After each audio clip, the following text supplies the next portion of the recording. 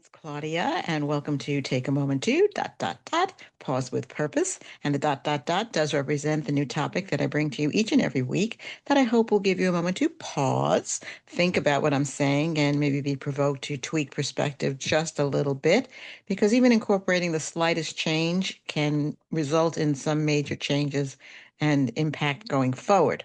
Each week I come to you completely dependent on the Lord. I have jumped off the cliff and into him's arms.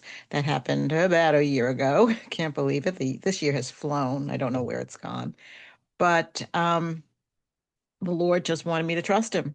I have explained in the past that I would always prepare, to the nth degree for everything. And then he had me say, don't do that. But my little personality was, yeah, I got to have something. And then he said, just trust me. And so he said, show up. So I show up each week. I don't know what I'm going to say.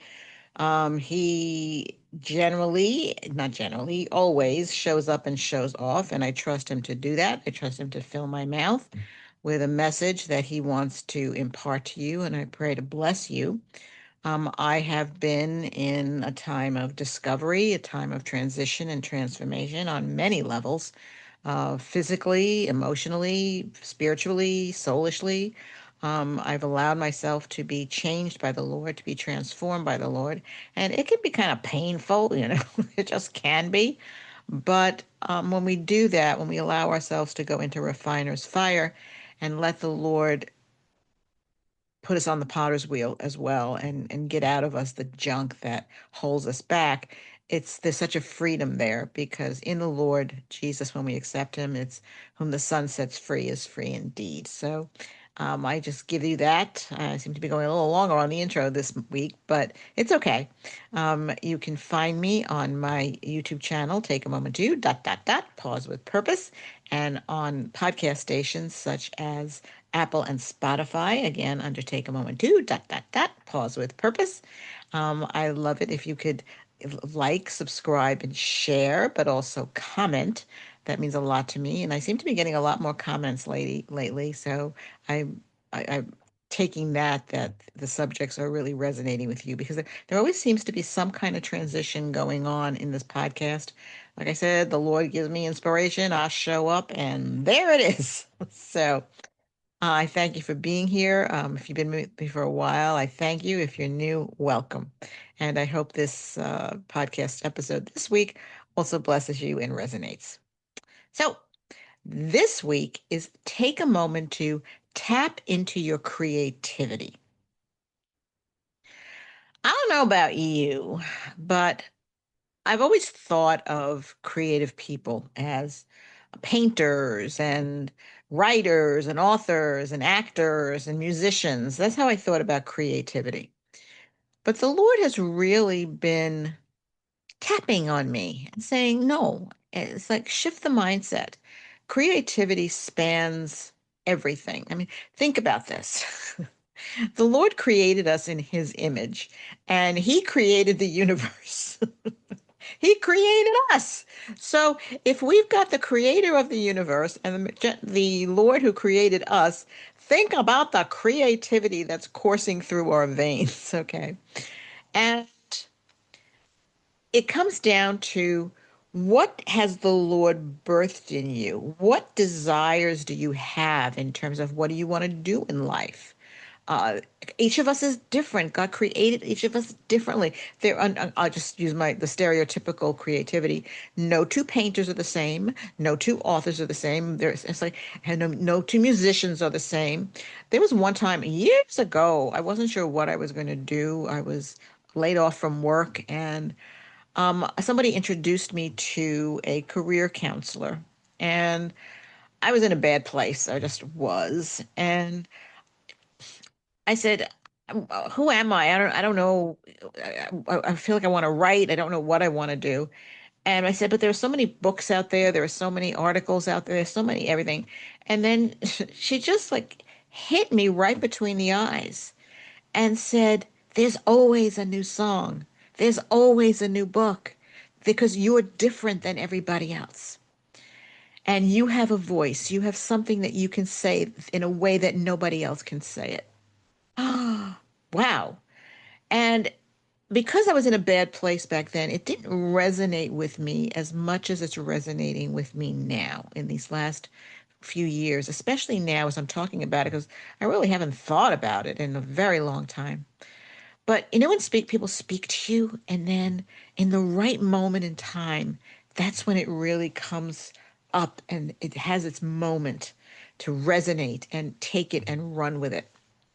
Now, I was in business, and there's creativity on so many levels. I was in marketing, and I worked with a lot of creative people. I worked with packaging people who created the packages. I worked with advertising. I worked with promotional people, and but I was the marketer, and I needed to build my business. I needed to bring it to another level, and always looking for new product ideas. So I worked with new product development.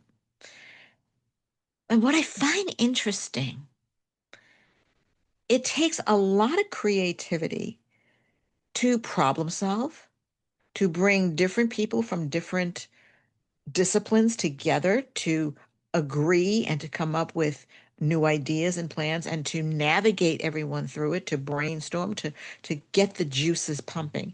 And that's what I was always good at, to get the juices pumping. And what I love to do, I really do, is to brainstorm. That for me is when my juices get pumping. My creativity starts to flow.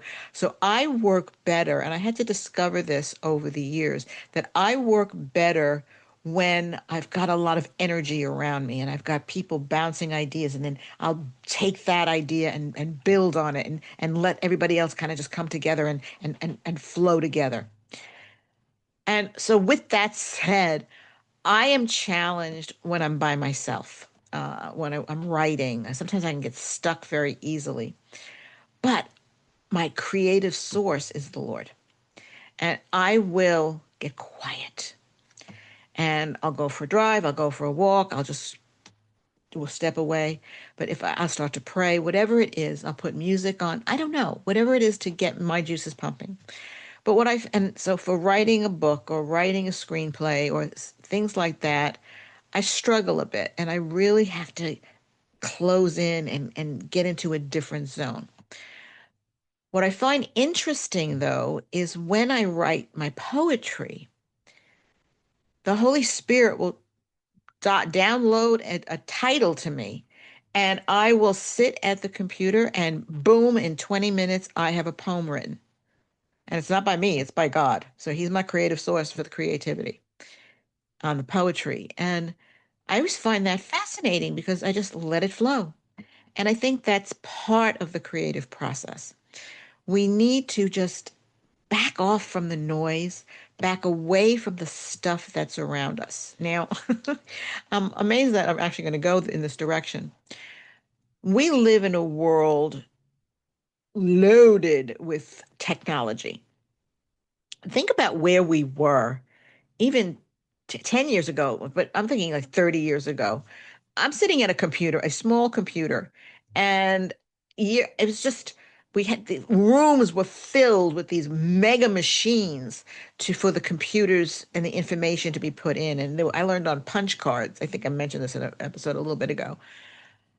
But think of the creativity to come up with the technological ways, the ideas to touch the world, to change the way we do things. Now, to be honest with you, I've been so frustrated with technology lately. I can scream at it. I'm like, I walk away for a different reason because I just want to pull all the plugs out. But I managed to get through. I talked to people like, um, just as an aside, one of the things I was dealing with in the last 2 weeks, my phone has been going wonky. And I said, I didn't know what was wrong with it. The sound wouldn't work. It would like flutter. And I went to the store and they said, well, you have a little older phone, so sometimes it can. But if you don't download the update, then you're not up to speed. But he said the problem is on an older phone, the update can make the phone go wonky too. So I said, why would I do that? Well, I noticed it was getting worse and worse. So I called the carrier that my phone service is through, and I was on the phone with them for a good 2 hours. I was so frustrated. And this was after going through other technological challenges that were driving me through the distraction.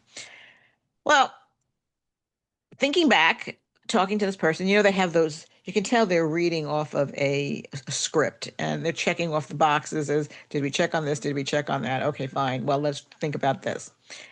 Well, she asked me, she said, you changed your carrier back in April. Did you take the SIM card out of your phone?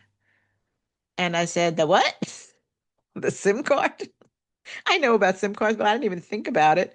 But when I transferred over to them, they did an electronic SIM card.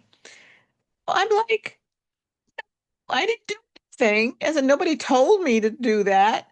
So she said, okay, open the little drawer on your phone and use a safety paper clip or a pin to open the drawer. Well, I couldn't even find this little drawer on my phone. Well, finally I found it.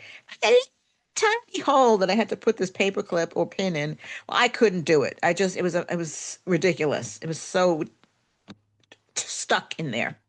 So she said, go to an electronics store and they should be able to help you. So I make my way over to the electronics store and they have the little keys that could fit in the hole and they can easily get the drawer open. Took them all of 2 seconds to get the drawer open. Well, voila, don't you know? My phone has been working just fine now. I have sound. When I do my videos, I'm not losing sound anymore. And I do a lot of videos. So it took the creativity of the individual I was talking to and knowing her job and going through that script, quote unquote, to tell me and give me direction as to what to do. So that's creative. I think about teachers. I would used to do teach Sunday school, and I had first I had nursery school, and then I had the ones from the ages like 4 to 8. And I was never trained as a teacher, but I have a heart for children. And I used to put so much effort into the lessons for Sunday school. I got a big kick out of it. And I was amazed at the things that I came up with. But I prayed about it first because it was all about the Lord anyway. And I said, I need you to help me. And the kids loved the ideas and the way I presented the stories, the way I presented the lessons. So that's a creativity. Think about the medical profession, the creativity and the leaps and bounds that have come into the medical arena in terms of surgeries. I have a friend whose husband is going for a heart procedure in a few weeks. And they don't even have to make it an invasive procedure anymore. It's just through catheters and snaking their way up. And he'll be home the same day. What used to be cut the chest open, do the procedures, be in the hospital for maybe a week. So there's a lot of creative. Somebody had to come up with that idea. So what I'm thinking about is how many times do we go through life and we have problems? We use things as like, I wish somebody would come up with something to fix this. Well, maybe it's you. We use the same thing over and over again, getting frustrated about something's not working quite right. And I think of all of the different inventions that have come out because somebody got frustrated because things weren't meeting their needs. And that's been my hot button when I was even in marketing. Meet the needs of the people. What are they looking for that is not being delivered at this point in time? So, yes, we have that ability to come up with and to see a problem and solve it. I think of now, math and science are not my thing. Okay, it's just not. But I think about mathematics and the problem solving with math. Now, my dad always said that math is a universal language, and it is. And I would marvel at my dad because he was an architect and a creativity there, and how he would use math to solve many problems. Even divorced from his architectural work, he just another acute thing is coming up. When my niece was about 4 years old, they had a little carnival in their little town in Connecticut. And as they were walking through the town, they had a raffle. And the prize was this wooden dinosaur, and the kids loved it. It was so cute. But the people had to guess how many little marbles were in this jar. Well, I came home from where I was and my dad was sitting on the sofa, proud as a peacock, and my niece came rushing out to the door to greet me. He says, "Look, we won, we won." So, what did my dad do? He used mathematics to decipher the size of the marbles, the estimated the circumference and the measurements of the container that the marbles were in, and he used mathematical problem solving to figure out how many marbles were in that jar. And my niece became the proud owner of that dinosaur. There's creativity in that. Okay.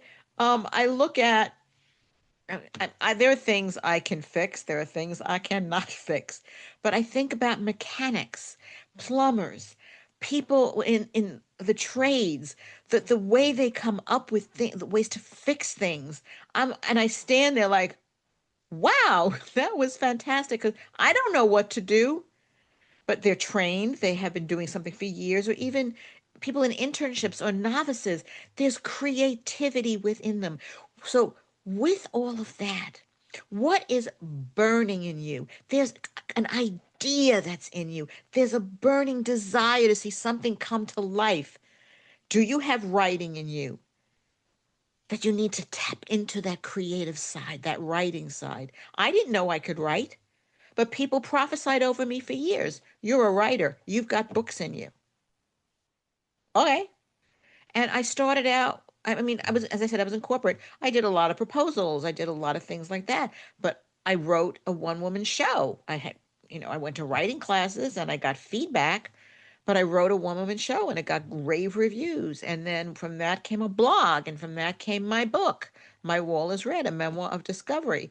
And I'm not going to reach for it because it's on the other side of my computer because I didn't know I was going to mention it. So, did I know? No. But God knew. God knows what he put in me, and the prophecies that were given to me were coming to life. And I thank God for that. So don't discount yourself. Don't be comparing yourself to other people and think, oh, they've got creative genius. They're this, they're that. No, you do too. But it's different from your neighbor. It's different from a sibling. I mean, I would look at children. A child would be playing with Legos and blocks and building things, where another child was off painting and using colors. They're different. They're siblings, but they're totally different. I just, to the level of a loud voice right now, I tell you, do not compare yourself to anybody else. You are not like anybody else. You are uniquely you. That's how God created you, not to be like anybody else. So the creativity you bring to this world is unlike anybody else. So if I can encourage you in anything, think about what your passions are. Think about things you might have squashed for years that you said, oh, that's ridiculous, that's silly. Ask the Lord to birth in you, to bring to life in you those things that you have suppressed all these years. That's what happened to me. I suppressed my acting desire. It's what I wanted since I was a child. But here I am doing it all these years later. And I love it. I love it. So what do? I bring characters to life. That's what actors do. We understand the character. We bring them to life for you to enjoy and to touch your heart. I mean, that's one of the things why I do this. I want to be able to touch people, whether through with laughter or tears. I mean, I just love comedy. I love drama. I love it all. So think about it. But I was also a dancer in my youth. I didn't know I was going to do this, but when I finished my MBA, I finally had time on my hands, or at least I thought I did, because I was working full time and going to school at night 3 nights a week, and plus papers and everything else, and then the long hours I did at work. And I took up dance lessons. I went to a dance studio to learn ballroom and Latin dancing, and I said, "Oh, let me check it out." Well, I didn't know I was going to go and be a competitive dancer on a pro-am basis. I was the am. But I couldn't believe the creativity that came out of me and the creativity of my teacher to come up with the dance routines. I mean, I was addicted to Dancing with the Stars.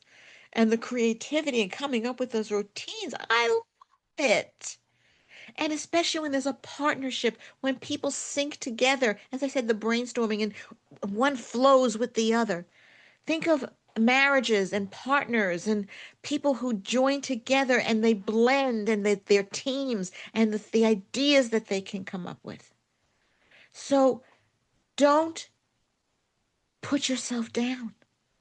You have creativity. Whatever you do in life, whatever your passion is, you have the creativity from God Himself burning in you. So I encourage you, I implore you to dig deep, to get quiet, to step back, to pray, to go before the Lord and ask Him to unveil to you the creativity He's birthed in you for whatever it might be. Okay? So right now I'm thinking about parents. Think about how creative you have to be as a parent to with your children to tap into their interest, to understand what they're leaning toward, to be creativity, to keep them entertained, to get them going, to be creative to how to discipline them and how to quiet them down. All of this takes creativity. We don't think of it like that, but it is. So you have the power of the creator inside of you. So, with all of that said, I encourage you to take a moment to tap into your creativity. Yes.